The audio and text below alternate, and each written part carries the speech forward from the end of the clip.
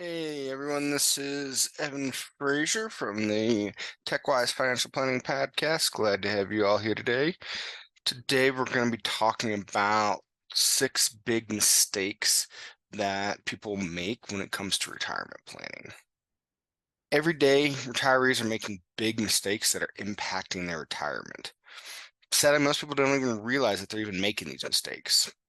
The most common mistakes aren't the ones that will get you in trouble with the tax man or have you breaking, the IRS rules. But instead, these mistakes will cause you to run out of money, maybe 5 or 10 years too soon, or make you work longer than you needed to. So let's go ahead and we'll kind of count down the top 6 mistakes. So number 6 is working too long. In my experience, a lot of people work longer than they need to. Of course, it's good to be conservative with retirement planning, but many people are way too conservative. And most of the clients that I provide personal retirement planning advice to had intended on working, at least 2 or 3 years longer than they needed to until we showed them they didn't need to.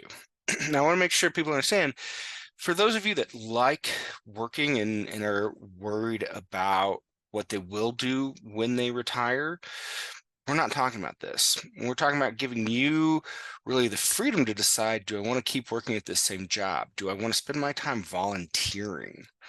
Do I want to start up a side business that I've always been passionate about? Work comes in a lot of different disguises. But I see a lot of people working at jobs that they don't really like when they could be doing something else with their time because they haven't done the correct retirement planning.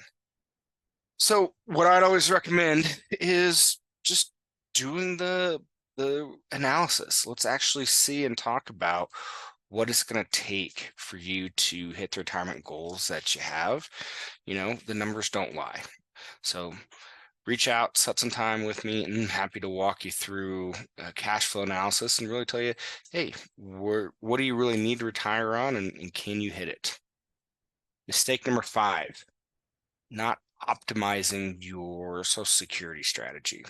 This is something that a lot of people wait till they're 55, 60 years old to start looking at what their Social Security plan is going to be.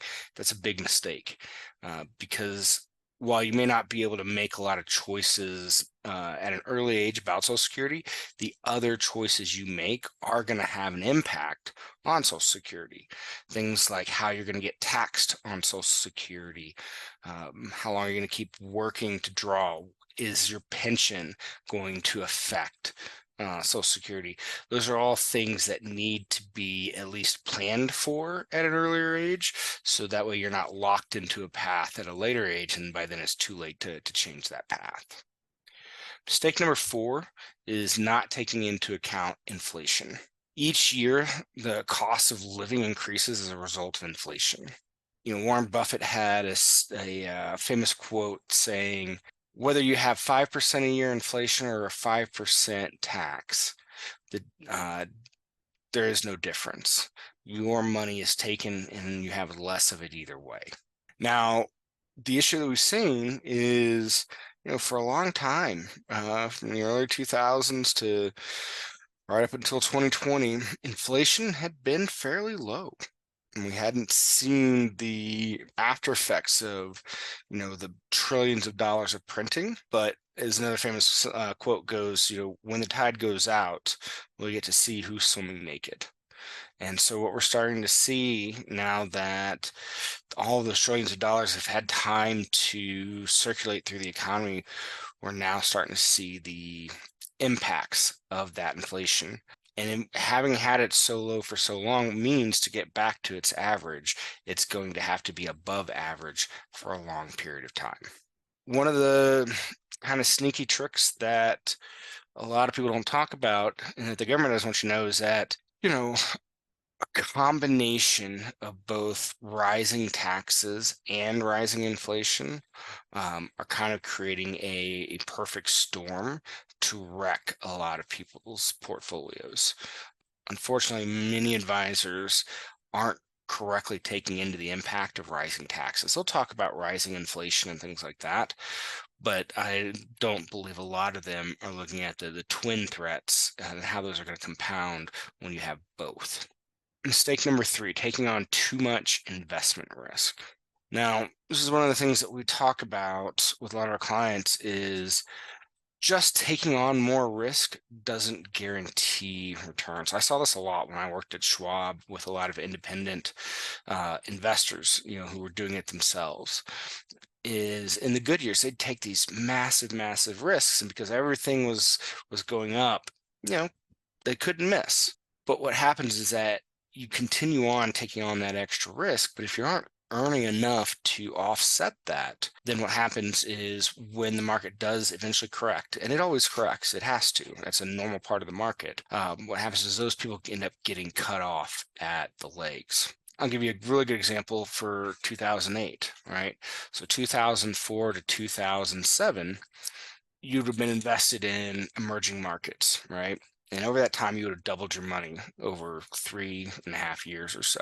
And you would have said, I would have been calling you up each year and saying, hey, let's take some of the profit and let's reinvest it into bonds. And you just said, Evan, you're crazy. I'm making, 20% a year. Why in the world would I ever take the profit from that and reinvest it in the bonds, which are doing 5 or 6%? Well, come 2008, you're down over 80% in the emerging markets. You're lost not only the money you had doubled, but now you're actually have a loss on what you originally invested. Okay, I'll call you up that year. Hey, your bonds are the only thing making you money this year. They're up really well because everybody's scared. Let's take some of the profit from that, go back and buy emerging markets or some other part of the market. Evan, are you nuts? I just lost 80% in that. Why would I do that? If I could reach through this phone and strangle you, I would. Well, we know next year, then emerging markets takes back off. And so it's that idea of managing the risk and rebalancing that most people don't do well. It is kind of that roulette thing of, we're just going to keep doubling down and betting on black, right? And we don't ever take any profit off the table. Really what we need to look at is figuring out how much risk do we need to take to hit your goals? Not how much risk is going to take to match what your neighbor Bob is earning or somebody else. It's what are your goals and how much risk do we need to take to get to that? Taxes is number 2. It's a big killer of a portfolio. We all hear the stats about how Social Security is about to run out of money. Medicare is set to run out in 2 more years. Cuts are going to have to happen. Well, cuts may happen, but more than likely, taxes are going to have to go up. And to be quite honest, we have seen some of the lowest taxes in our history. And so going back to 40, 50, 60, 90% taxes is not out of the question and would not even be odd for our history of the United States. But the thing is, as we talked about earlier with inflation, people just aren't ready or haven't planned correctly for what's going to happen when they have a larger tax bill. They've made this assumption that, hey, I won't be earning an income from a W-2 job anymore, so I'll obviously be in a lower tax bracket. And unfortunately, that's just not going to be the case.